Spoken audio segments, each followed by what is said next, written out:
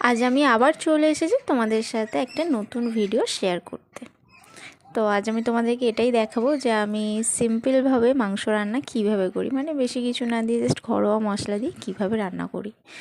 তো দেখতেই পেলে প্রথমে আমি সব কিছু রেডি করে নিয়েছি, পেঁয়াজ, লঙ্কা, আদা, রসুন সব কিছু বেটে নিয়েছি, আর আলুগুলোকেও ভেজে তুলে নিলাম। এবার গরম তেলের মধ্যে একটু ফোড়নের মতো করে গোটা গরম মশলা দিলাম আর তেজপাতা দিয়ে মাংসটা দিয়ে দিয়েছি। আর মাংসটা আগে থেকেই আমি নুন, হলুদ, লঙ্কা সব কিছু মেখে রেখেছি। এবার একটা একটা করে দিয়ে দিচ্ছি তার মধ্যে। আর এখন তো জানো ওয়েদার খুবই খারাপ, মানে 3-4 দিন টানা বৃষ্টি হয়েই চলেছে। তার জন্য ইচ্ছে করছিলো একটু মাংস কষা খেতে। তো মাংসটা আমি ওই জন্য একটু সিম্পলভাবেই করার চেষ্টা করেছি। আর দেখো তার মধ্যে এবার পেঁয়াজ, টমেটো সব কিছু দিয়ে আমি ভালোভাবে কষিয়ে নিচ্ছি। এরপরে আমি ভাজা আলুগুলোকে ওর মধ্যে দিয়ে দেব।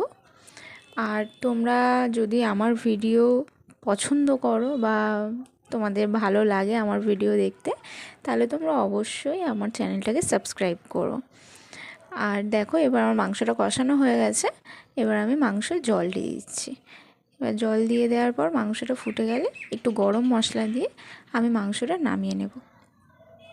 আর এই বর্ষার সময় মাংস খেতে ভালোই লাগে, প্রচণ্ড গরমে আবার মাংস খেতে একদমই ভালো লাগে না, তাই জন্যই মাংসটা বানালাম। দেখো খুব সুন্দর ফুটছে। এরপরেই আমি আমার বরকে খেতে দিয়ে দিচ্ছি।